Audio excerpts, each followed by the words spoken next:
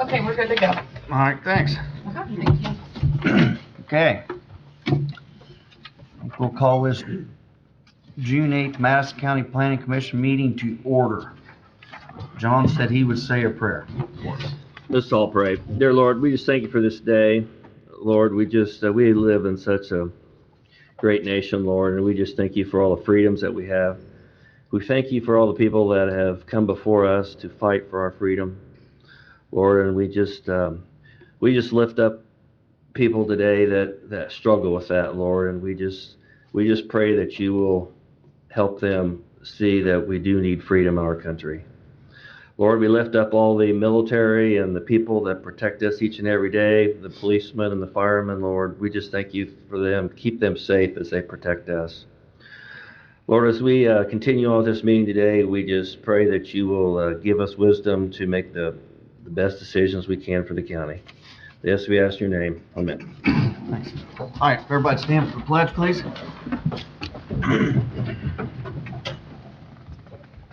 I Pledge allegiance to the flag of the United States of America and to the republic for which it stands, one nation, under God, indivisible, with liberty and justice for all. Thank you.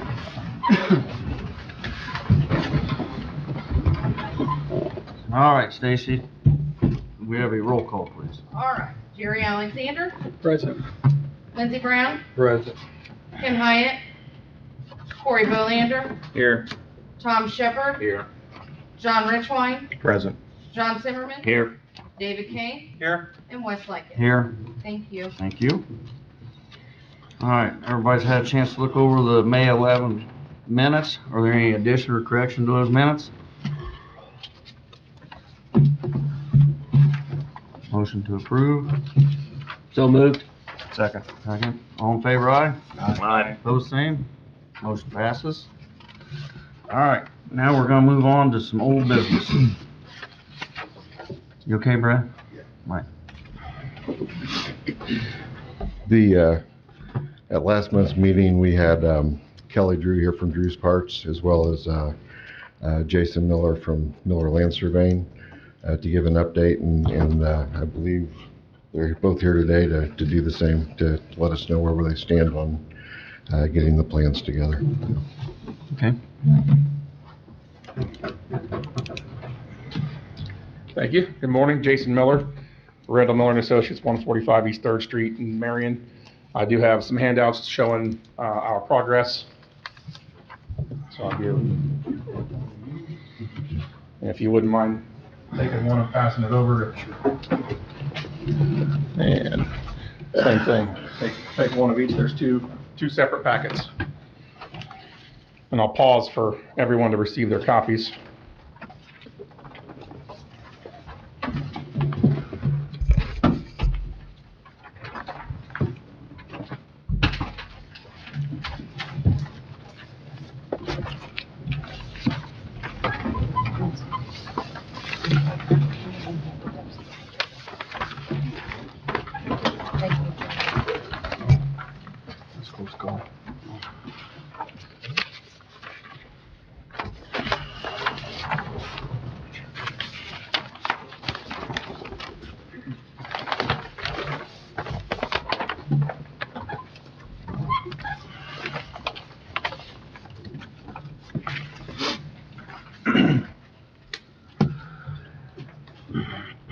So what I've handed you is two separate packets, one being the aerial photo history obtained from Google Earth. I chronologically identifies the condition of the property through Indiana GIS aerial photography starting February 28th, 2005 to the latest aerial imagery dated September 25, 2019.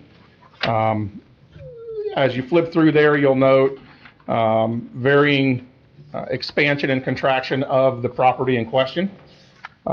We went back to 2005 for a couple of reasons. We understand and agree that 2012 is the date that the Plan Commission, which we agree with, identifies as the timeline for what we would consider existing conditions, pre-developed conditions, before the expansion that would, summarizing, start the violation from the zoning ordinance and development standards. So when we talk about pre-developed conditions, we're talking about the 2012 status. So I've identified February 26, 2012. Semantically, you can pick any date in 2012, but for convenience, we chose that date specifically because aerial photography images depict exactly what was on the property at the time. So that is, I believe, the 4th page in that handout. So comparing the 1st page and the 4th page, you'll note there's a little bit of contraction. So in the very first image, February 28th, 2005, it looks like it's a little bit more impervious, meaning hard surface, than the 2012. Between there's not a lot of modification.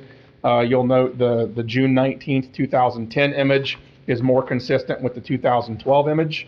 And then as you continue to progress, 2014 is somewhat similar.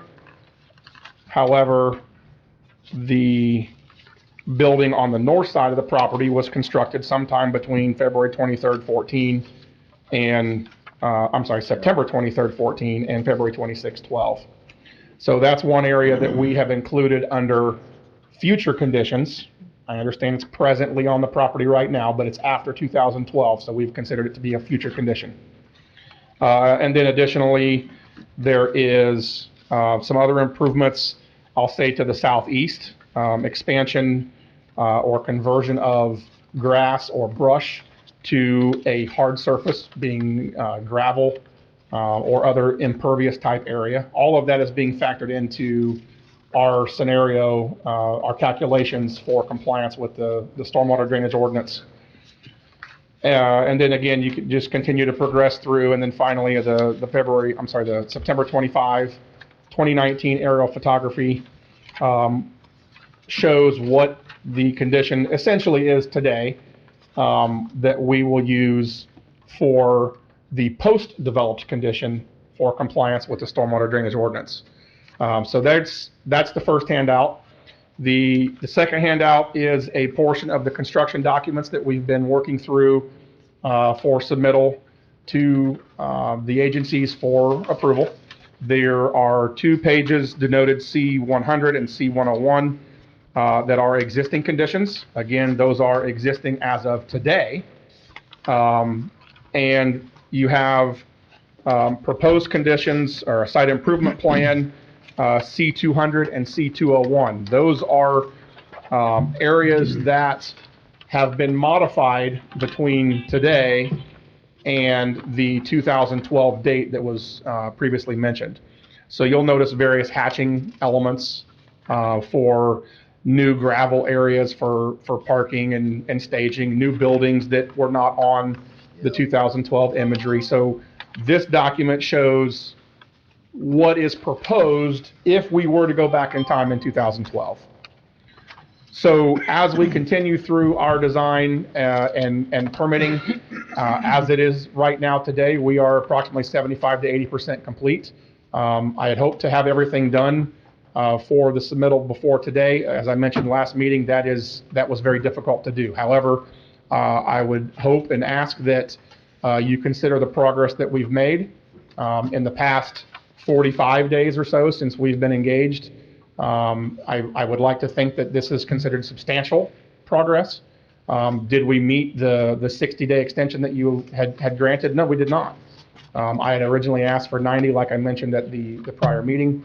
I felt like it was going to require 90 days, and that original request is, I could not get it done in the time frame that we had. So we will be asking for an additional 30-day extension. We have no reason to believe that we would not be able to submit everything to the agencies, including IDEM, for all permits that are required for compliance with the current violation. So that is my request this morning. I would be more than happy to answer questions, but before I do, if you look at page C201, the very last page of the 11 by 17 handout, I want to talk a little bit about where are we headed? How do we show compliance? How do I ultimately convince you that we are significantly further along than we were a month ago, and certainly, in April or January when the process started with this board. Part of the compliance measure for the stormwater control ordinance is to show how are you going to defer the increase in runoff from expanded impervious area. Ultimately, what we're proposing as a part of this project from 2012 to now would be approximately 2.5 acre pond located to the south of, I'll say, the fence into the woods area. And that would be to store the increase in water discharge from the increase in impervious area. That 2.5 acre pond is currently sized conservatively to handle more than what is proposed, to add in a factor of safety. One of the things that we look at, my company looks at, is not only how do we meet the ordinance, but how do we build in additional safety measures should a pipe be blocked, should we have something in excess of the design storm. In this scenario, it's a 100-year event or a 1% annual chance event. As urbanization happens throughout Indiana and I'll say globally, rainfall is becoming more intense and the return period is becoming shorter. You're going to see a lot more harder downpours in a short duration that either exceed or are equivalent to a 100-year storm. So when we look at a project, specifically when we have sufficient land, some real estate that we can use, and we have downstream landowners that have concerns that were raised in the last meeting, and we know are the subject of litigation, we want to go above and beyond what the ordinance requires to build in those additional safety measures so that if we do get, say, a 200-year event, we might be able to still capture that water in our pond, whereas if we were only meeting the ordinance and looking at minimum standards, you might see some flooding downstream. Legally, I'm not an attorney, but legally that's a separate issue for whether or not damage is caused by this property, but we did meet the ordinance if we were to design for a 100-year storm.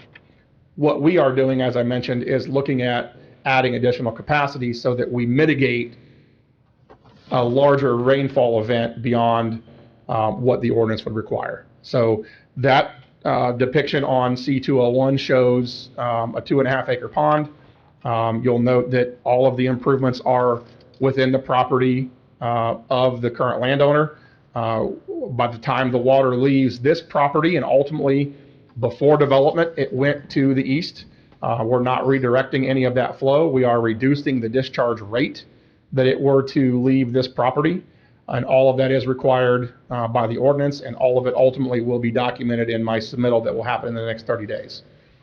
So that's important to understand. Where are we going and what have we done to date to document compliance or ultimate compliance with the stormwater drainage ordinance. One final note, I know there was some concern about the equipment that was placed, I'll say, in the woods or south of the fence. Mr. Drews has indicated that as of today has been removed. I believe he has submitted photographic documentation to the body or the board for documentation of compliance. So, I'll be glad to answer technical questions as they relate to the design and where we're going. Mr. Drews is here to answer questions that he might be able to answer, but ultimately I would respectfully ask a final 30-day extension to meet the initial 90-day request, and I don't see any reason why we would not be able to hit that. And hopefully we've documented progress for ultimate compliance and in the long run resolution to the violations and the concerns that everyone might have. So, any questions for me at this time or discussion? Yes, sir. Just so I can understand the geography of this. In the 9/25/19 drawing, you have East School Street, and that is basically to the north of the property. And so looking at this, I'm trying to figure out just exactly where the lake is being suggested. Sure. So if you look on the aerial photo, you'll see a line demarking the north side of the woods, where I'll say open area is separate from the wooded area. You can see that delineation, correct? Right here? Okay, yeah, I see. That is generally along the line of a fence and an overhead electric line. So if you look at C201, you'll see near the top of the sheet a line running left to right, which is east to west. If you look carefully, if your eyes are good enough, it says ELEC for electric. That is the overhead utility line. And that is shown graphically right there Across there. across that page. So it's back where the trees are now. That's correct. It's just south of that line into the woods, and that is where an existing small, I'll call it a pond, but there is a small water feature depression there, and all of the contours from this property, they discharge that surface water to the south. So that is the downstream connection that is immediately upstream of where the roadway turns to the east. MacArthur Court turns 90 degrees. This would be just west of that location. So it's not where the newly created pond area is at? I want to make sure that we're talking the same thing, because I think that may be, yes. There is, I guess I would defer. I don't know specifically where you're talking. If I can approach, I'll be glad to show you. Yeah, please show me as well. Sure. See, So there's a small pond right there. Okay. And that's just, for everyone's benefit, it's just to the west of the 90-degree turn in MacArthur. That is where the new pond will go. I want to make sure And that's where. this is where all of this has been cleared out. Correct. yeah. Well, that's where the pond is now. Exactly. Correct. It And is. we're going to basically expand that pond, but I wanted to confirm that that's the pond he was referring to. So that area there, that circle, Yeah. that is the existing pond. Oh, right there, yeah. Right here? Yes, sir. So that depression there, Mm-hmm. that is the Seeing it's existing just in pond. that If you woods. look on this exhibit here. Which makes sense. So my Right question here. is, when that pond overflows, right? Mhm. Then it's gonna flood the area. Am I right? Well, if the pond, let me get back to the microphone. If the pond were to overflow, to use your word, then yes, you would have flooding in the area. However, you would have flooding in the area long before the pond overflows. I will design the pond to, number one, meet the ordinance, but add additional factor of safety that by the time the pond were to overflow in an emergency situation, you've already got significant flooding throughout all of Madison County, let alone this neighborhood. That's required by the drainage ordinance, and that's something that we do as a part of the design that would ultimately be submitted to the drainage board for approval. So is that a rock bed right there then, right before it goes out? Correct. So that Use is your for property energy there. dissipation, Yeah. making sure that we're not going to erode anything further Yeah. downstream to the east. Right. Then how about these sewer, you got these sewer, drains out there? They're just going from the surface area to the pond? Correct.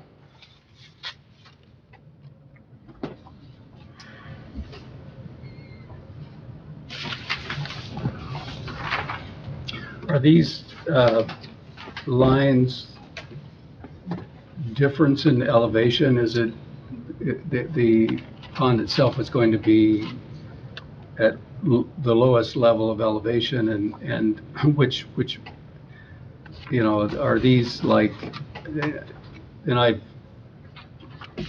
done a lot of traveling in terms of the wastewater or water drainage and stuff along rivers and streams and with my job, and they have, these are incrementally stepped down, and there's, so that that the actual drainage is not eroding an area. Correct. It's just kind of drifting down. And will this, all this have vegetation? Correct. Where it's helping to collect some of that flow of water as it's going down? Yes, everything will be vegetated on the banks until you get to the water level, permanent pool elevation, or where you see water. And then below that would be exposed earth that just naturally occurs for, area below a pond. Any area where you have water coming into the pond over land would have bank stabilization, riprap, a turf mat, or an erosion control blanket that would protect erosion and sedimentation. That's all documented on our Rule 6 plan, as well as a Rule 5 plan for erosion and sediment control. All of that would be included in the final construction documents that would be included in documents that would go to the contractor for bid, ultimately approved by the governmental agencies, and then constructed. And I will be overseeing construction as the professional engineer that designed this. It's my obligation to make sure that what gets built is identical to or better than what I designed. They cannot cut corners and reduce what I've designed.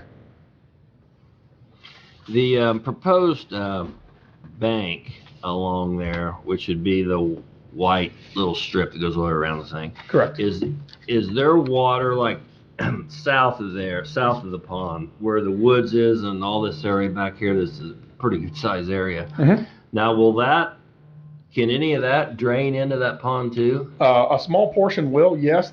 Under existing conditions, the majority of that water flows to the south. Right. So you'll see lines just south of the woods, just south of the pond. You'll see that kind of 90-degree angle. Right.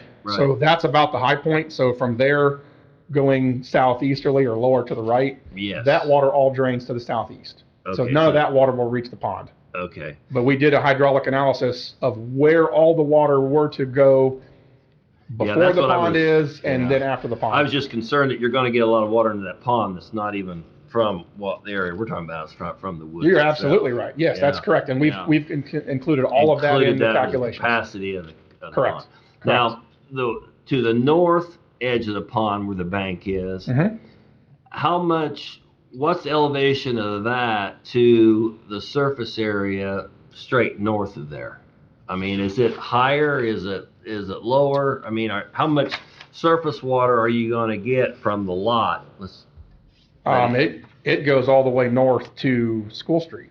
Well, I know, but the pond or the bank, is the height of the bank on the north side of the pond, is it higher than the lot? No, Or is it it is lower? It is so lower.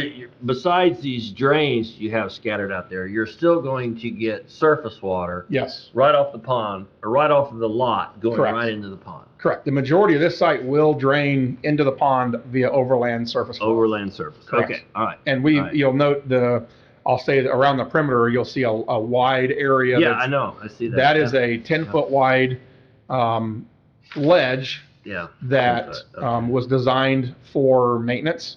You'll also see another one down Inside the bank the a little road, bit. yeah. That is a safety ledge, so that if someone were to fall into the pond or walk into the pond or need to maintain the pond, as will be required through an owner operations manual, that ledge is also 10 feet wide and will be 12 to 18 inches below the water level. And that is all designed per the drainage ordinance requirements for wet ponds. So it's just not a real steep. No, it is a gradual embankment down. Anybody that were to be out there and fall in, I don't want them going into the bottom of the pond or getting out into the middle of the pond and have to swim to the side. That safety ledge is there so that if they were to fall down the embankment, they can stand up on that ledge and be in 12 inches of water. Right. What's the normal pool of the pond, depth of the pond? I don't have that exact information, but I will tell you that the normal depth of the pond from permanent pool to the bottom, I believe, is 11 feet. And then I believe we have 5 feet of storage in that 2.5 acre. So we've got 12 acre feet of storage, which is beyond what's required from the ordinance. And on top of that, we have an additional 1 foot of freeboard, which is our additional emergency storage. So going back to your question, sir, that if the pond does overflow, that neighborhood is flooded long before that water would leave. That'd be What's the 11 feet. contamination that's coming off the land into the pond? What's gonna happen with that? It'll all be pre-treated in a forebay that would not reach, so those nutrients, those contaminants would not reach this pond. It would be in what's considered a forebay, an area where the water will go and collect. You'll have extended detention time, so those contaminants will settle out, and then essentially clean water would discharge into the pond. Now, will you have some mix through a heavy downpour or a large rainfall event? You will. That's why the pond was designed as a wet basin. So it adds additional contaminant removal so that ultimately when the water leaves the site, the property on the east, that water is free of those contaminants. And that will all be something that will be required to be tested through IDEM.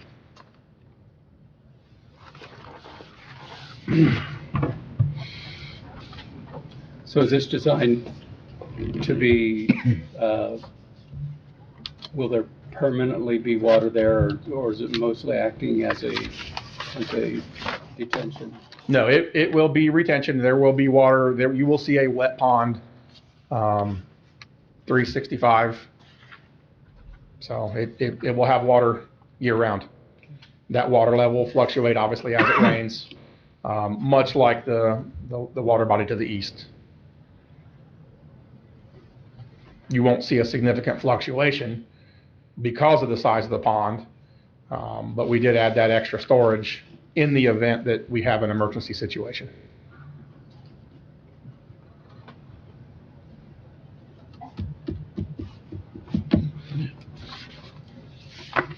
There's another new building too, it looks like, in the southwest corner with the white building. Isn't that a new one too? Yes, that's correct. I mean, you mentioned the one on the north side, but you didn't mention the one. Correct. So it was added after the 14 image, before the 16 image. Right. So yes, anything that is on the property after 2012, we are considering, the ordinance is considering proposed, even though it's there now. Right. It's considered a proposed feature that will be used for determination of runoff and pond sizing. So if you, essentially what we are doing is comparing 2012 and prior runoff rate to today, and we will be less than that 2012 rate. What about the vegetation that was removed? This doesn't show a lot of vegetation that was moved in the 2019 photo. It was pushed back down. Can you show me which specific area you're referring to? What would be the south side of this picture? So this is a 2019 photo. I'm talking about currently. Right. So the vegetation is probably down. Because right here, the pond is actually bigger. Correct. And this, I think all this vegetation is gone. That's correct. So that has been accounted for as well. So you've got a conversion from, I'll say grass, but it's brush, but let's just say grass pervious condition to an impervious condition, being gravel or hard surface, roof, things like that. You also have the conversion from woods or natural habitat to vegetation removed. So that conversion also contributes to increased runoff.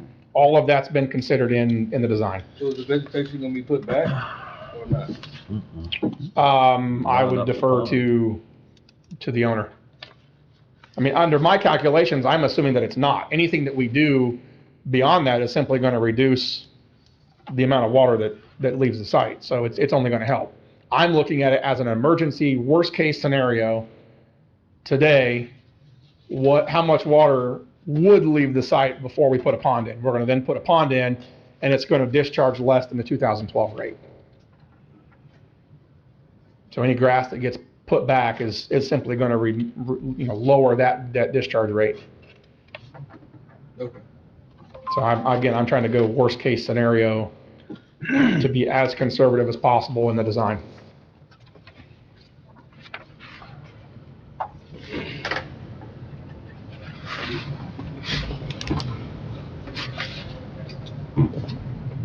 So you're just actually requesting a 30-day extension? Correct. Yeah, I don't need more than that. And again, hindsight. Not enough, 30 days? Oh, absolutely. Absolutely. I'm close today. I was not able to get there. There's just too much work. And I mean, we had to go and do field survey from starting at zero. I mean, we didn't take any data from any prior consultants, surveyors, engineers. We started fresh with new data that I can certify. So. Well, I know Kelly's been out there moving machinery back over to McLean's, is that McLean's building? Museum. So I know he's been doing a lot of work out there. I just want to know if that's enough time. From what I'm doing, absolutely it is. Yes, I fully intend to submit to local government review agencies as well as the state within the next 30 days. And that would meet my initial request of 90 days. So I'm certainly not asking for any more than that. And again, I hope that what we've shown to date today shows that, Mr. Drews is fully intending to comply. Can I make a motion? Yeah, if there's no other questions. You have any other questions? Yeah, you can make a motion. I'll make a motion to approve the 30-day extension. Second. We have a motion, we have a second. We need a roll call now. Do you have a roll call, please? Yes, sir. Jerry Alexander, Yes. Lindsey Brown, Thing. Corey Bolander, Yes. Tom Shepherd, Yes. John Richwine, Yes. John Zimmerman, Yes. David Kane, Yes. and Wes Lykin. Yes. Thank you very Motion much. passes. Thank you. Hey, I know I got a video yesterday. Would you want to report on what you've taken out since the last, since we were here the last time? So out in the wooded area where we cleared off the vegetation, we had like 40, 50 machines up there. And the big pile, well, last time we were here, we had that big pile of scrap, which has now been removed and is gone. And we have taken all the stuff that was back in the woods, and it is now gone from the woods. Where the elevation starts coming down, where we had it up high there's nothing left out there. It's all, and that would, except millings, that's what it was sitting on. So we've cleaned all that out. And now the next step is just to keep moving everything back to the north till it's cleaned out. I did drive through yesterday, but it was raining, so I didn't call. It's always been doing. Can But you forward the photos and stuff that you sent can you forward to the entire board, please? So we all- Yeah, I just did like a 5-second video of I was on where the electrical lines were, and I took it facing to the south, and I took it going towards the south, going towards Flintwood, all the way over to where the pond is gonna be. And you can see that there's nothing between the south and the east of so pretty much right down, if you look down MacArthur, where the outlet of the water is, from there to, well, really there to almost all the way to the west. We moved everything back to, you wanna call it where the electric lines is, which is where the fence is, or was. I have a question about the contingency of any, I'm still kind of relatively concerned about what happens to the museum in terms of ownership and. So am I. And To say the what least. is your contingency on assuming that the worst case scenario that you I don't get it? yours? Yeah. Yeah. Worst case scenario, we're gonna have to build my contingency would be is where the old ABC rail building was, which would go east and west, because it's all concrete, so that would save me a couple $100,000 in putting concrete down. We've already got a wall up there. We would or a fence. We would build a big building there, is which would be like last ditch. Well, I would say second to last ditch. Last ditch effort was I would have to go find some storage area somewhere else to keep to keep all the parts in. Because right now, everything from February, whatever the date Brad had, everything was brought in from January, whatever, February, till now is now all in the brown building. It's all inside, which when we first talked, we were gonna do that lean-to on the east side Well, I mean, that was gonna cost a ton there. So to alleviate that, when we leased the museum, we took all of our pallet racking from the Brown building, moved it into the museum, and then we just store all of our, we just have finished goods in there on shelves, and just, they're on shelves in racking. And then we took all the machines that were outside that we had brought in, and we moved them all into the old ABCO Brown building, which that's the one that runs north-south. So, but if we had to, we'd have to build one going back east-west. And we don't need a perfect concrete floor. We just need it under roof. We need it to code and all that. And that's where it's at on that. Do you have internal controls that establish a threshold for you when you're at capacity? Or how do you know when you can't go any further? As in what capacity and what? Your product on site. How do you know that you don't get into this situation again? We just gotta, I mean, when we spit the scrap out the other end, we just gotta take it in. No matter if it's $50 a ton or hopefully in next 2 months, $500 a ton. That's a big difference. So you're not gonna have a lot of machines sitting outside, that's what, I think, isn't that what you're trying to Yeah, I mean, how do you know when too much is too much, and you're not gonna take any more in until you get some out? Do you have something internal that you've established? Yeah, it's right here. Well, Cause before that, there's been a bunch, I mean, I had a guy call me yesterday, and I could have bought 8 machines, and a lot of it, I'd say 95% of it, ain't worth the darn. But you know what? If I could buy it for 150 ton, I can go sell it, because we do so much and we deal right with the mills. I can go sell for 350 a ton, but I'm not even messing with it. So you do the math, you get 500 tons at $200 a ton, and I don't want the headache right now. Because you're at capacity? No, because I'm trying to clean it up. I don't want to reduce it and then rebuild it. I want to reduce it to get it where we can it goes in one end, out the other, all the parts fall off of it, they go on the shelves, we inventory them, we put them in the computer, and we sell them. And then the rest of it just goes out the wayside. So, and that's why we pushed back into the woods, is because we were running out of room. So. We're waiting on the price to go up. Waiting for the price, yeah, absolutely, and it has, Yeah, big time. It's supposed to go more. so you don't have no internal controls of knowing your capacity? Yeah, my internal control is me. It's right there, I'm not doing that. I'd like to add, excuse me, I'd like to add one thing from a measurable, technical perspective.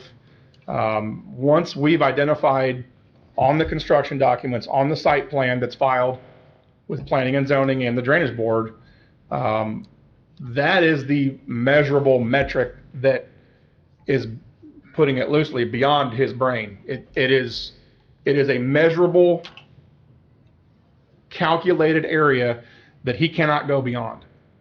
He can fill in the gaps of any area inside the impervious area. He can block a driveway and a driving aisle with equipment, but he can't go outside of any area that we've denoted as impervious surface. If he does, that's in violation of the development standards, the zoning ordinance, the drainage ordinance. All of that is measurable, that this board, Brad's office, the drainage board, can use as a metric to define ultimate capacity. It is much more measurable than, again, putting it loosely, what he desires. He can do anything he wants inside this box, let's call it, on the site plan, but once he goes outside that, it's a violation, in my opinion. But that would be this board and Brad and legal to determine.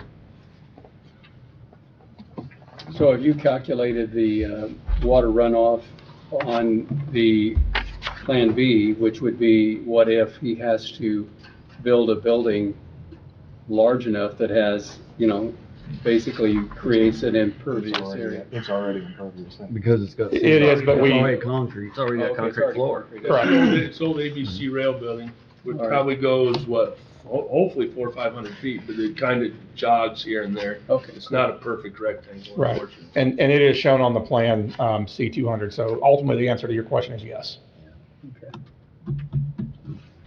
Any Does other that answer your questions? question, sir? Yeah, thank you. When will you know whether you get that building or not? I mean, you know. Have him tell me.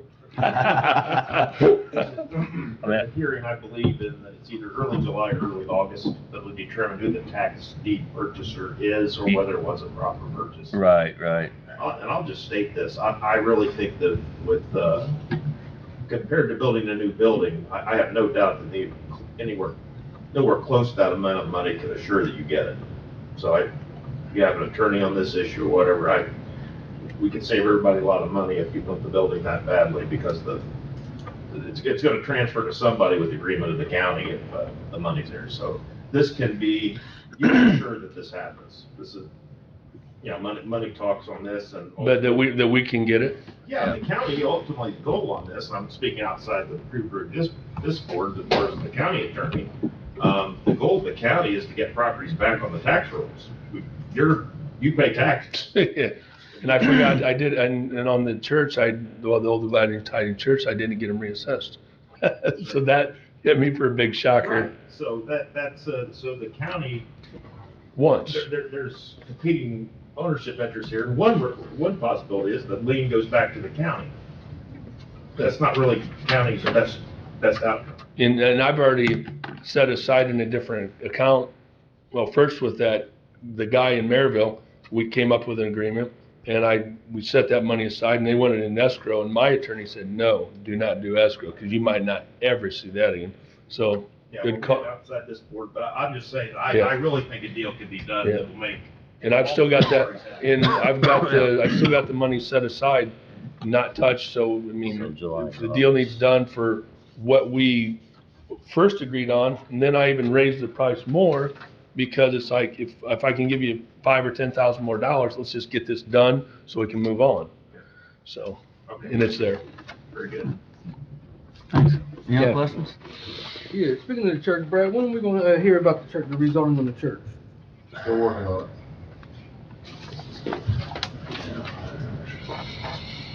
All right, thanks, guys. Thank you. Okay. Okay.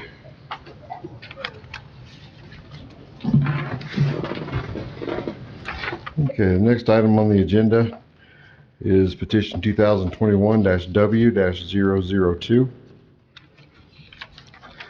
It's located at 3862 East 600 North, Alexandria. It's in Richland Township under the 3rd District Commissioner. The owner and the petitioner is Brian J. Hahn. The request is a waiver of the minimum road frontage requirements in the agricultural zone district. Petitioner satisfied all documentation requirements and has mailed out all notices and placed a notice in the newspaper in the specified amount of time. This particular property is located on the north side of East 600 North, approximately a 1/3 mile west of North 425 East. The northwest corner of this parcel is located also just east of the intersection of East Gemini Drive and North Lunar Lane, located in the Moonsville Mini Ranch subdivision. The parent tract contains approximately 40.565 acres, and it does contain a 2,184 square foot single-family dwelling and an 860 square foot barn. The petitioner intends on splitting 5 acres from the northwest corner of the 40-acre tract. Beginning from the northwest corner of the property, the proposed 5-acre tract will be approximately 330 feet north to south and 660 feet east to west.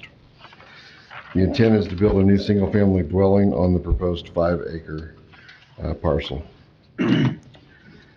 The 40-acre tract does have the Archie and Lucille Hensley regulated drain crossing the parcel approximately towards the middle. It begins towards the very southeast corner and exits the property about midway up on the west property line.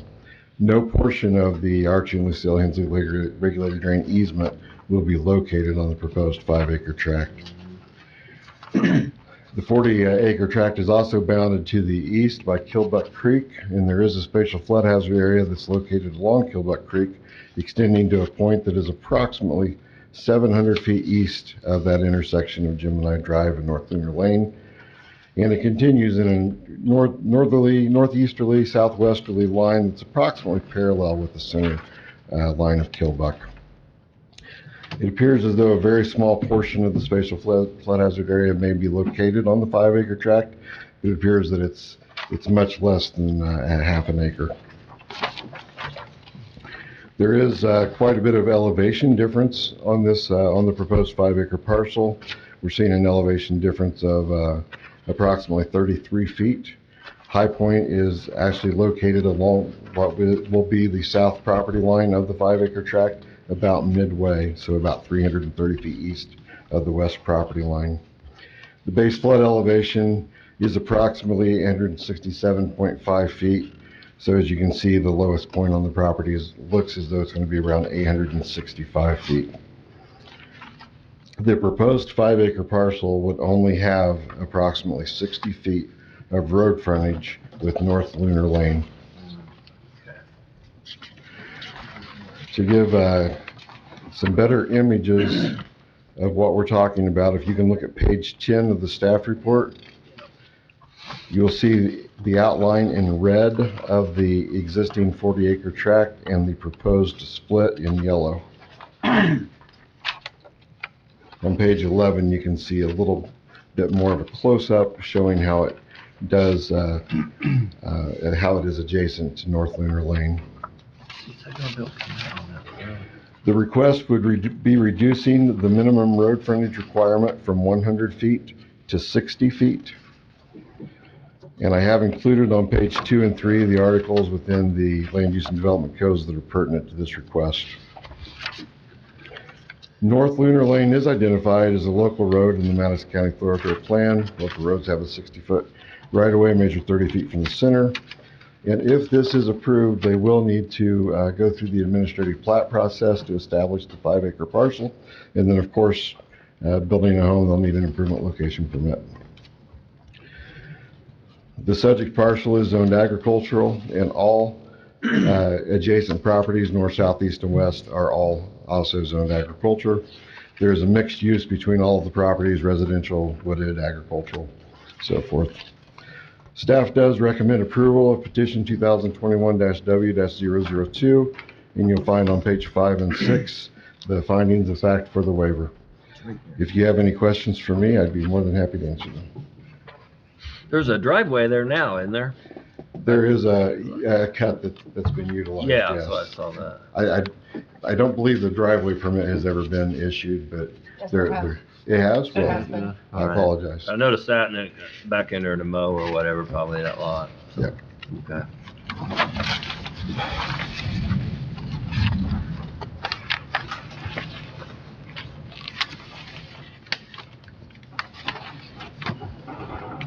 Well, I'll make a motion that we accept this particular zoning ordinance.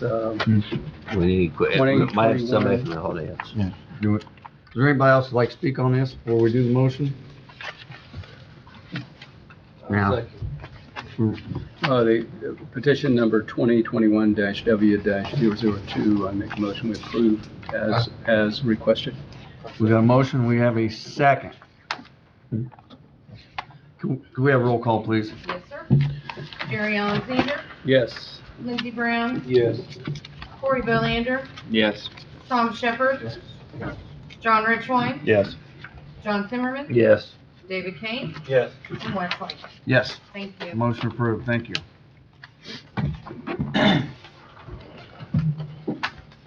The last item on the agenda is under miscellaneous. We placed the solar ordinance in case anybody had any questions with regard to the submittal that was given at the last meeting.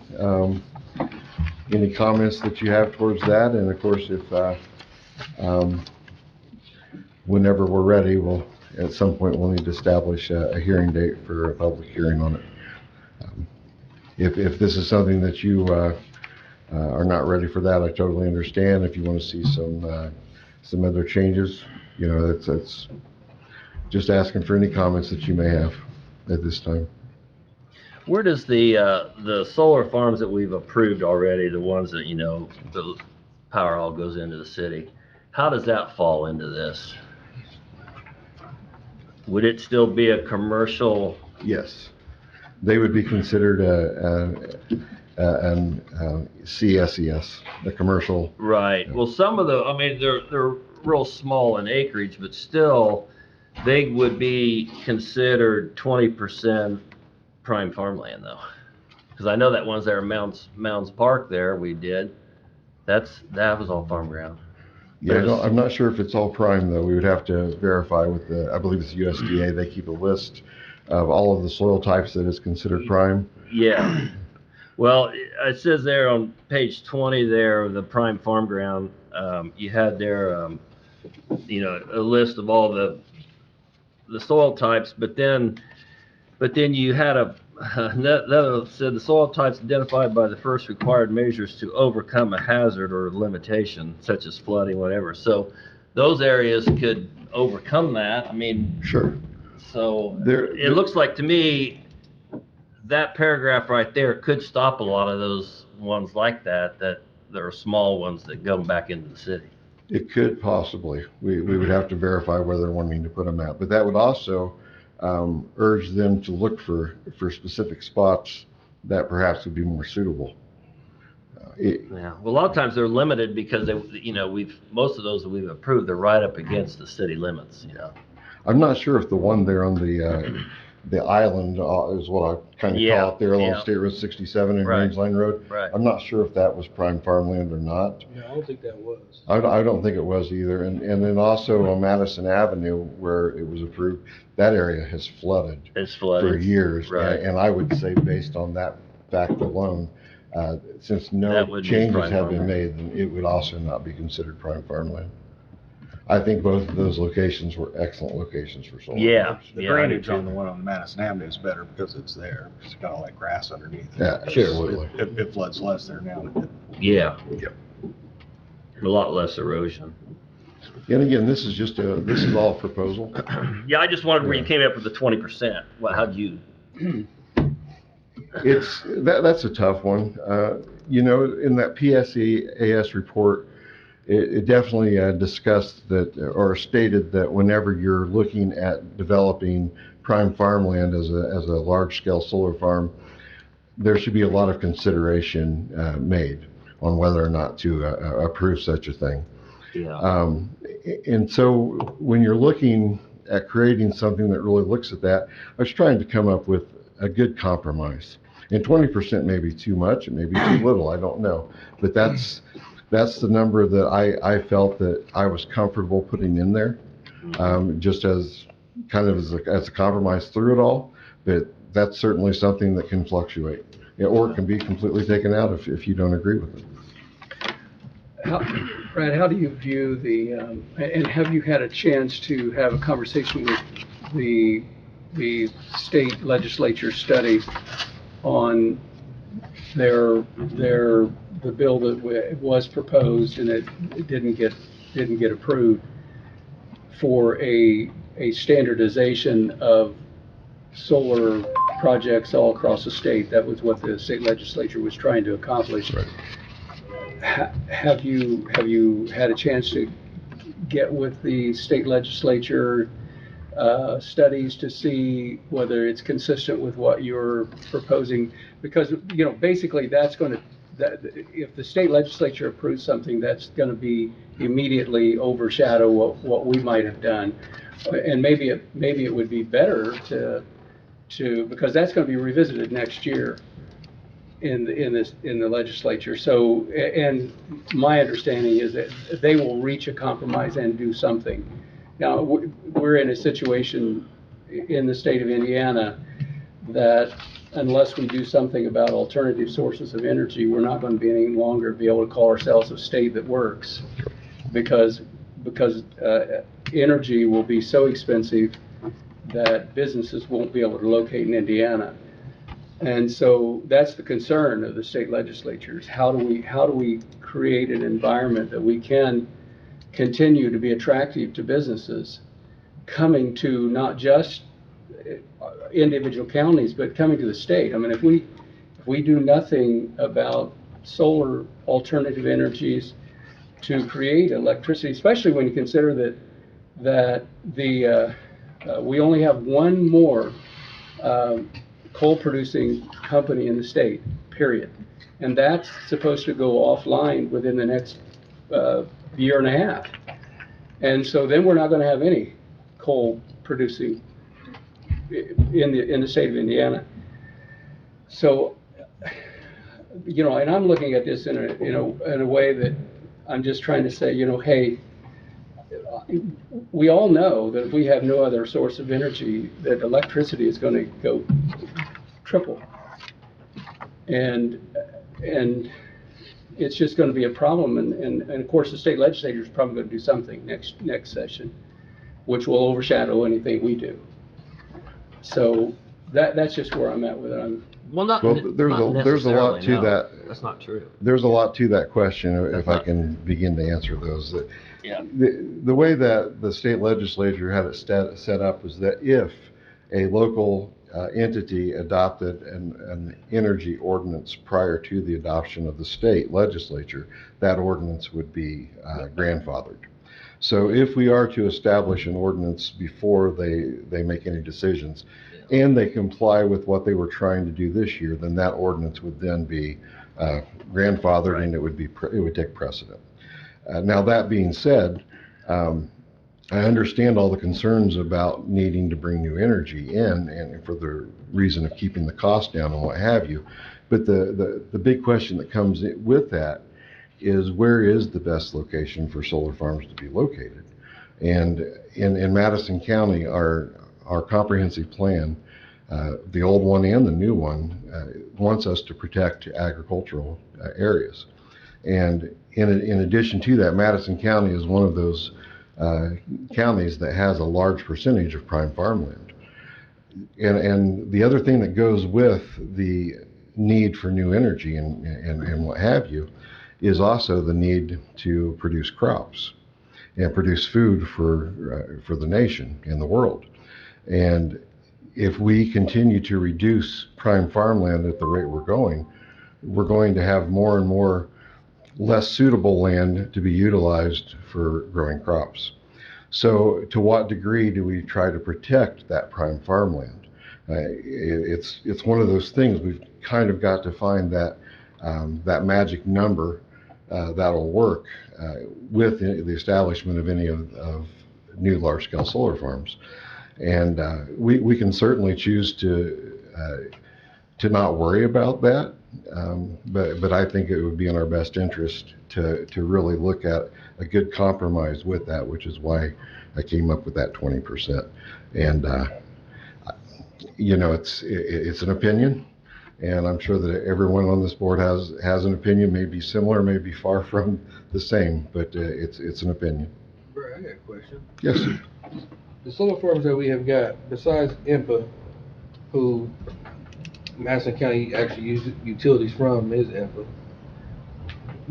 We have a lot of outside other companies that put solar farms in our areas, am I right? No, not here. The only ones that we've approved so far has been the two IMP. Well, we've actually approved a large-scale solar farm to go up north of Frankton, but there's currently litigation going on, and it has not been constructed or started.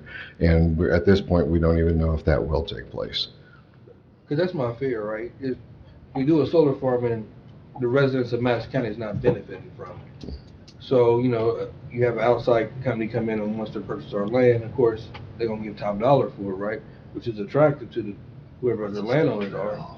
But the downstream, like you said, you know, it's taken away from vegetation and feeding, as well as a lot of times they're gonna forward that electricity out probably to the East Coast instead of to Central Indiana. And I know, I work for utilities, that's what I do, you know, I work for Duke Energy. So I see it happen, right? And I work closely with IMPA, and I know IMPA is doing it, putting, you know, little smaller ones here. They had one at South Anderson, and doing a couple over there.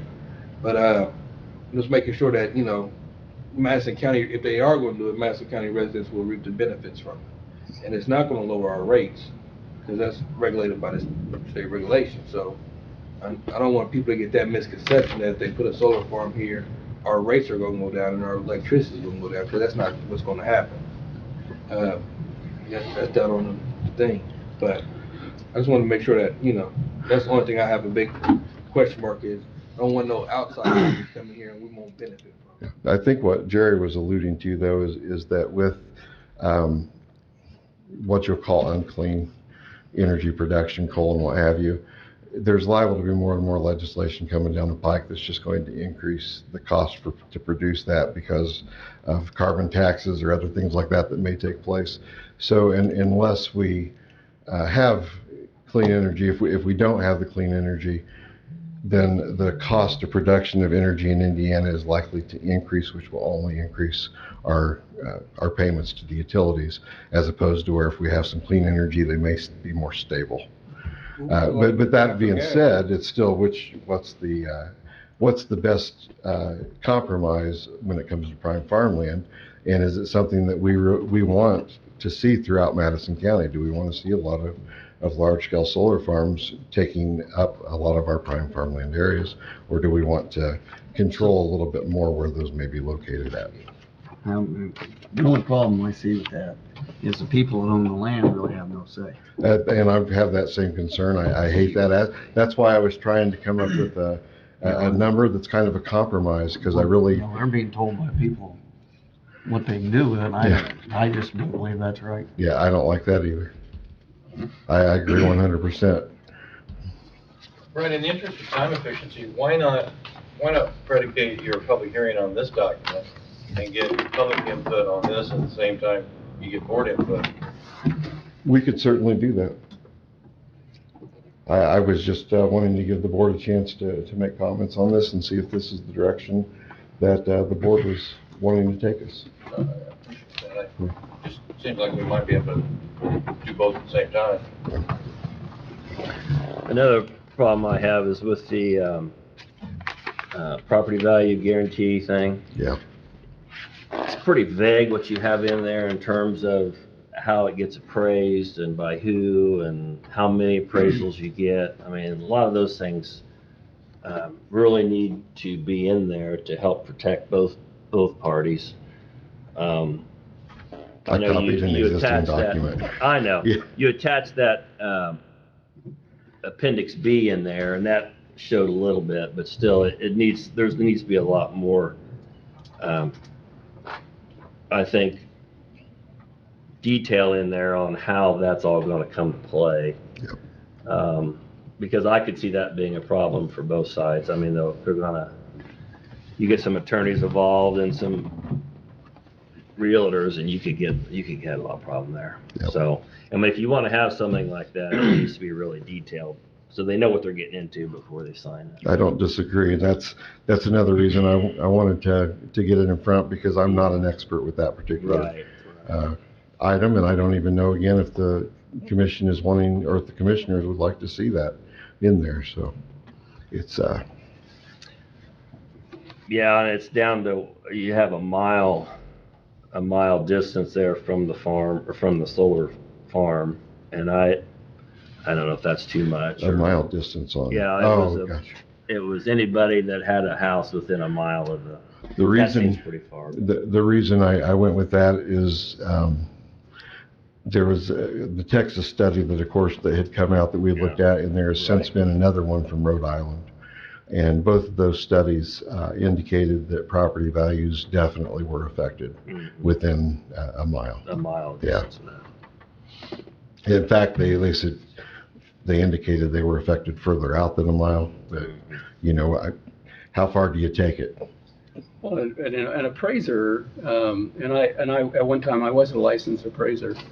When you're looking at a subject property, it's a 1 mile. You're going out 1 mile in any direction, and that determines how you can appraise a property. If you go outside the 1 mile, then you have to give consideration or adjustments based on that particular neighborhood. So essentially, the assumption then is that anybody within a mile to a subject property is going to be the value is going to be diminished by a solar park. Now, that's not necessary. I mean, if you did the same study in the last year and a half, maybe when we're looking at real estate values where people are actually, it's a bidding war to sell a piece of real estate, I would say that those studies, it depends on supply and demand and what a willing buyer is willing to pay. That determines value. It has nothing to do with whether it's a solar panel. Now, you could say, well, a person wouldn't want to buy a house because there was a solar park within half a mile or whatever. They're all assumptions, and it's all subject to a given point in time that influences a buyer's willingness to buy make that transaction. So it's so subjective that I'm not certain that should be factored in to say 1 mile. That's kind of outrageous, I think. I would think that would depend on if you're gonna build a house there or you're gonna build a factory there, right, within the map. So, I can see people that building a house for their family and stuff, they probably wouldn't want to be by a solar farm. If somebody's building a factory within a mountain, they wouldn't even give it here, right? So, I think it depends on, Right. Well, this is also only for existing buildings, existing homes. It's not for proposed new builds. Right. Just change subject a little bit. On the non-commercial, you have a minimum of 8 square feet, but there's no maximum. Well, the maximum is within each zoning classification. In most of those cases, they're doing that in zoning districts, and there's a maximum amount of impervious surface that can be utilized. And so one of the statements in the ordinance for the non-commercial is that the square footage of the solar panels will be included in the calculation of the total impervious surface allowed or permitted within that zoning classification per parcel. I was just thinking somebody out there in agriculture that wanted to do it for some buildings or whatever, they want to put it in their own system. I think the megawattage that we have listed is the difference of when it's non-commercial to commercial. Yeah. So when they reach that I don't remember what the number was, but when they reach that specific megawattage, at that point, they're considered commercial. Okay. Yeah, I did read that megawattage in there. Mr. President, I would propose that we direct the department to go ahead and plan or schedule a public meeting on this document, and get feedback on the as proposed, and then collate those public comments with our own comments, and come up with a final product for discussion. We can do that when, you want to do that at one of our regular meetings? I tend to think it may have much more substance than a regular meeting. Yeah.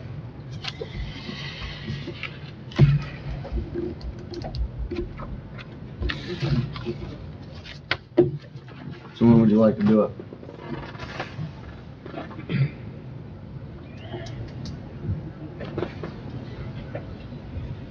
Are we of the opinion that it should be done during the confines of a regularly scheduled meeting, or at a time that perhaps would be more conducive to public input, which would make it probably later? More of an evening meeting than. I would agree to something conducive to the public so they could be, later in the day, so they can attend. 9 o'clock in the morning, a lot of people might be working and everything else, so we really want to get the real input of the people. I think that anybody's interested is going to be here at 9 o'clock or 7 o'clock in the morning, whenever, if they're that interested. You could also set it up like a Zoom interface, a Zoom or My Teams interface where people can click, and firstly, you've always got the opportunity to submit written comments ahead of time. And secondly, now with everybody's so good at the Zoom thing, people could click on there and be part of the public hearing if that's the way the commission wants to go. But if you have work, you can't be on Zoom. But they I'm just can't, saying, you at work, you can't be on Zoom. but they could provide a written comment like, and basically, if someone wants to make a question or a comment in a written format, that could be handled and we could make it open to the public on a Zoom basis. I mean, there's people that work in the evening just as much as they work during the day. I mean, We've had some pretty big crowds here at 9 AM. Do you feel like you're reasonably close to what your finished product should look like? That's a good question. Yeah, Because I wouldn't do the other meeting unless you were reasonably close that you. Yeah, from a legal standpoint, the final document needs to be ready, because that will be the document that's considered by the board and noticed, and once that's noticed, they say a copy is on file, well, it should be the copy that this board will ultimately, this commission will ultimately consider for a recommendation to go to the commissioners. and that was one of the reasons why I wanted to get some feedback from you, to see if there is some edits that really should be made before we submit it to the general public. Have you looked at Denise's stuff here? Have you? I read through it real quick. So you've not really read through this to put into that? So Well- really, you're maybe not ready, you're like, yet. Because I know she said that you told her that, you would look at their stuff too, or. Yeah. Well, 3 of the 7 items here are definitely in already. Okay. And I believe a 4th is, I just need to verify the verbiage. Can I ask our legal counsel, would it make any sense for us to have an executive session to finalize a document, or at least maybe prior to have some conversation about the input of the board on where they're at with these things before you present and the question is do we have really any input necessarily in the drafting of document, because we make the final decision? Do we have any input in making the drafting of document? Absolutely. Yeah. And so we should be able then to have an executive session and chat about it, or. I'm not aware of executive session, as you know, the executive session is an exception to the open door law. I don't think this one qualifies. I think this one has to be done out in public. Okay. I can look at it again, and some of those categories can be stretched, but we can certainly have a special meeting and discuss it. But Okay. if people wanted to come watch us, they'd be allowed to do so. Not that necessarily a bad thing. Yeah, I mean, I really think you ought to have basically what you think is a final product before you have that public meeting. And then you'd have the public meeting, go back and tweak it, however you think it is necessary. But I can certainly make some additional tweaks. you've got plenty of information, Brad, and Denise gave you some more. And like you said, you've got some of those things already covered, but I think you want to be able to go through each one of those things and explain why you did what you did. Sure. And then get that comment that's either for or against, and then be able to adjust. Okay. What Brad can do, for Jerry's concern, is to send out the document to everybody, and then anybody that wanted to meet individually with Brad before the final goes out, that would be appropriate. Because you guys are, that ordinance is considered to be drafted by the commissioners, but they're looking for your recommendation, so you can do anything very substantive or just cross some Ts and dot some Is, and anything in between. Please don't hesitate from a legal standpoint of helping Brad draft the thing. He's your agent on this thing, so you can direct him. I'll make some edits, and I'll get this back out as soon as I'm able. If you go back to your prime farm ground scenario, Brad, if you're taking all that out and you're driving it then to certain areas, have you ever looked if it's all based on soil maps, let's say? So, okay, now these are the only locations. Have you ever looked at a soil map and said, now that we've done this is the only places that they can go? And does that make sense? I have not done that. I was going to add another, Because all I'm getting at is that may or may not be, but I think that kind of warrants a little research. May or not be how you really want to pick where they go. It could It's always also, going to be in somebody's backyard. it could also But- alter the percentage. Yeah. Yeah, absolutely. I was hoping to get that far, but I didn't get that accomplished. But I'll work towards that. Well, what John is talking about, I think it makes sense if we were to have a company that specializes in solar energy, and they come in and they had an interest in creating a solar project, it would be pretty good if you just said, here's your options. These are, 10 areas that would work. And rather than them having to go through all that research and find out, or are we going to be so restrictive that there won't be any areas that would work? That's the. I guess that's what I'm But those looking areas, at. you may draw it all down to those areas don't work anyway. Yeah, they don't. work Because there's anyway. not the infrastructure there to make it possible. Right. So at some point, you just gotta decide, I'm either in or I'm out too. Yep. So, If we go too far, there won't be any coming in. There won't be any coming in anyway. Especially with the guarantee if you don't get that exact, they're not gonna know what they're getting into, for one. And for two, with the 20%, I think you'd be hard pressed to find a big area like what we were talking about up there at Franklin that would qualify I think it'd be difficult up in that area. in the whole. But I think there's other areas in the county that it may not be as difficult. Yeah. Well, if there are some other spots in the county that would qualify, then that'd be We, fine. we currently, none of them have spoke with me, but we currently have 3 different companies looking at Madison County. Yeah. I knew of 2, but found about another one this morning. They're down in the Marklettville area. I guess it'd be interesting for them if they'd look at this draft and tell them it's only a draft and see if they'd even still be interested. Yeah. I mean, that'd be that'd answer a lot of questions, right? Well, I know one of the things that they certainly won't like is the decommissioning cost. But that decommissioning cost that I have in there is the same that the BZA placed on Right, the note. right. But they had told me before that if that had been in our ordinance, they would have never came here. Uh-huh. Yeah. Yeah. I noticed you'd put the monitoring wells and that kind of stuff in there. A lot of that stuff we talked about, that BZA is already in there. Yeah, everything that the BZA discussed is in there. Yeah. So essentially what I'm hearing is we're essentially making a decision for any future projects to only be the types of projects, IMPA, which, which are very small, isolated areas. So we're creating an environment that just basically signals that we don't want solar projects in Madison County. And that's essentially what this ordinance will ultimately do, is to be so restrictive that anybody looking will have to look over Madison County and go someplace else.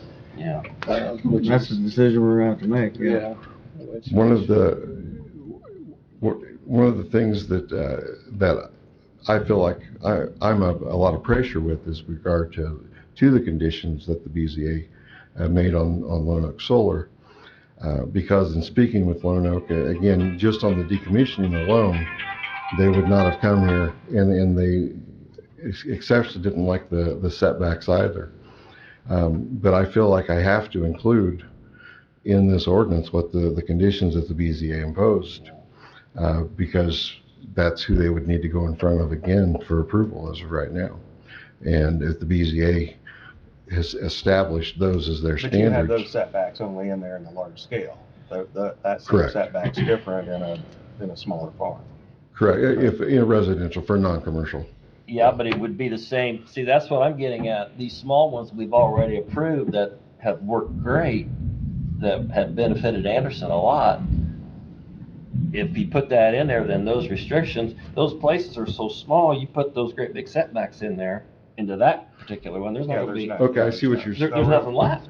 So do we want to address perhaps a medium scale? That's See, I Is thought, that what we're alluding to? I thought that's what we were doing, because when we were discussing all that with BZA, we said we weren't really wanting to keep those people kind of isolated, because that particular project has really worked.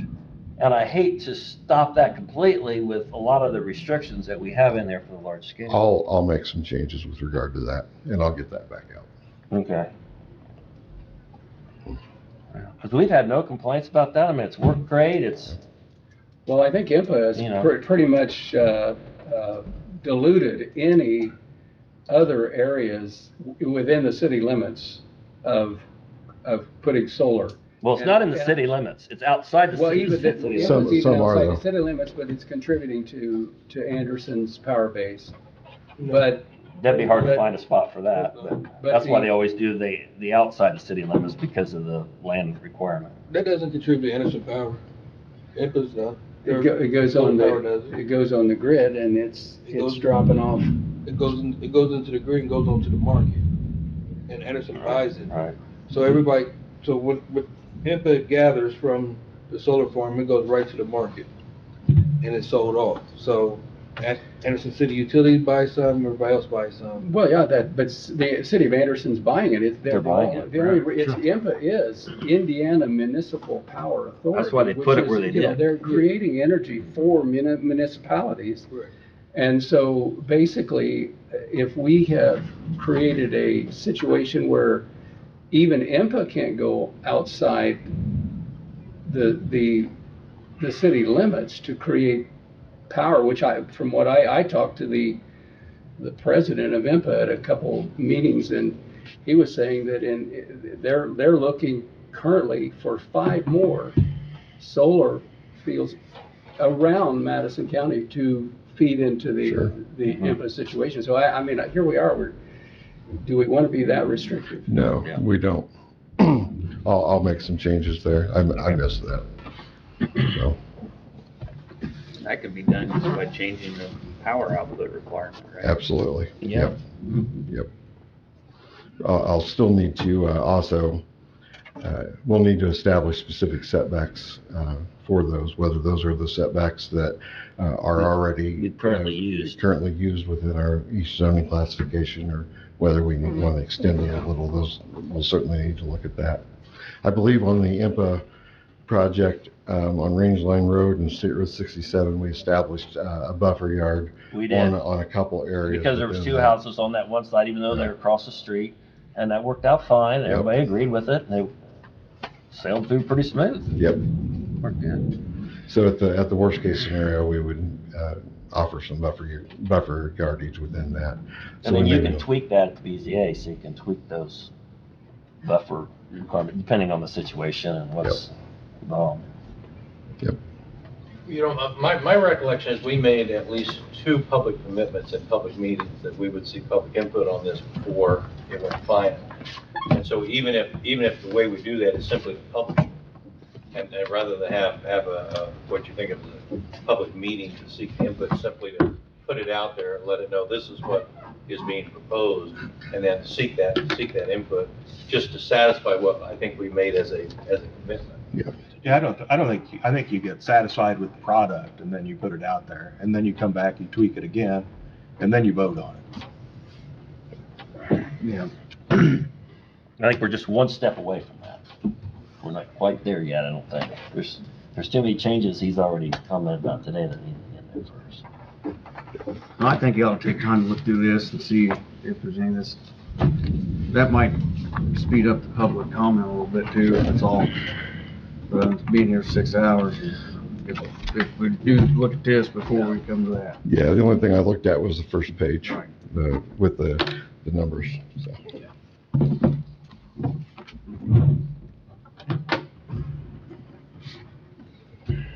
I know you said you want to talk, but I think we might as well let Brad look at it and have it all done at once. 2 minutes. 2 minutes. Excuse me, I gotta get on a conference call, so I have to leave right now. So. 10:30. 2 minutes.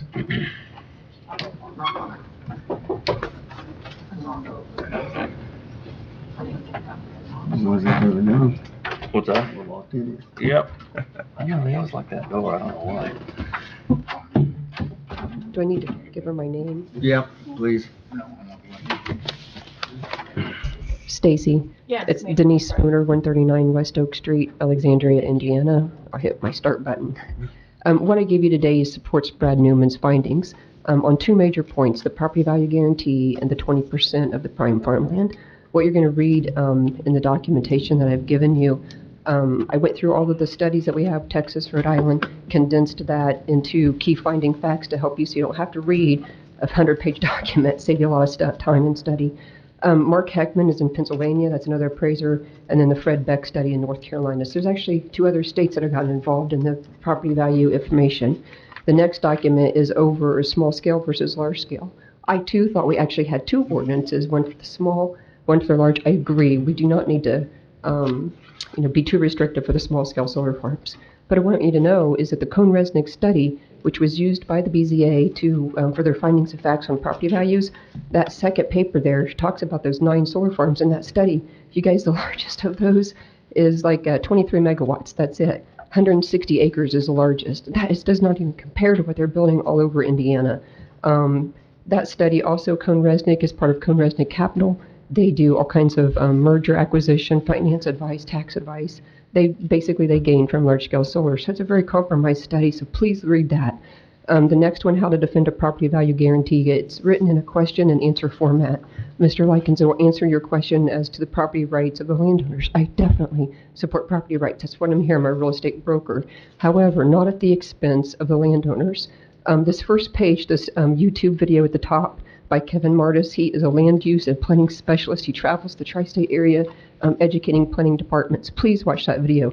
This would take so much pressure off of the planning, off of the BZA, if you make these developers do these projects as a consent and compensate format.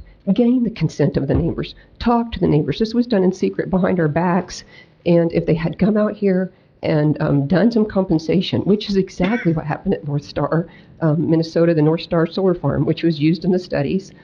They bought all the land, they bought out all the owners, they gained community agreement. Hey, everybody got along, and there's no lawsuits. What I'm going to tell you, and being involved with House Bill 1381, is that there is constitutional attorneys talking to the turbine people and the solar people that are opposed to this over unfair takings of property values. It's mentioned in this document. It's coming. There's lawsuits. I have traveled to probably 10 different counties at the request of commissioners, planning commissions, or the people themselves to discuss these things and these topics and so forth of all the education that I've gained in 2 years. Any of you, would you please call me? I would love to come in, talk to you, sit down, and go over some more things. I can't get it all done in 2 minutes. The last document is on the agricultural large-scale solar farms, their worst effect. This covers the Indiana University Beyond the Farm study. Please, you farmers that are sitting on this board, I beg you to read this document. I've condensed it all down and made it super simple for you. It covers the American Farmland Trust studies, and it talks about the need to protect our prime farmland. By 2050, we're going to need to increase production 40 to 70% to accommodate 40 to 50% to accommodate the increasing populations and the supply demand of food. This last talks about all the land being taken. I learned this at the State House on House Bill 1381. Here's all the land. So this last, that's it. That's all the land we have left to produce the food for this nation and the world. And this will condense a big binder down to just a couple hours of education. Please read it. Last thing I'm going to give this is to Commissioner Richwine. This is the big lie that was sold to Madison County. The documentation that the landowners are using to assign solar leases was fraudulent. The man that came up here and testified, Tommy Cleveland, completely lied to this county. The document that he produced did not come from the North Carolina Cooperative Extension. This exposes all of that lie, and I want to give this to Mr. Richwine. Please make copies and tell to everyone else. But if you would give me a private meeting with you, sir, 10 minutes, I'll explain this in detail and why the landowners are at risk. So that's it. Thank you. And I know I went over 2 minutes, but I'm sorry. Thank you. Thank you. Okay. Brad, anything else? The only other thing I'd like to add is last Thursday, the personnel board met, and they hadn't met for some time, but I got on that agenda, and I requested a full-time code enforcement officer and also a tell you my mind's going, a receptionist as well. They said that they would ask that we place that on our upcoming balance request or budget request. So I will be putting that in the budget request when we come before you. So the code officer would take care of a lot of the problems we've got out here. The code enforcement officer would only deal with code enforcement, and any violation complaints we had, they would that would be their sole job, to go out and look at those complaints, collect data, maintain evidence, and if necessary, testify in court and work with Jeff on getting properties brought into compliance.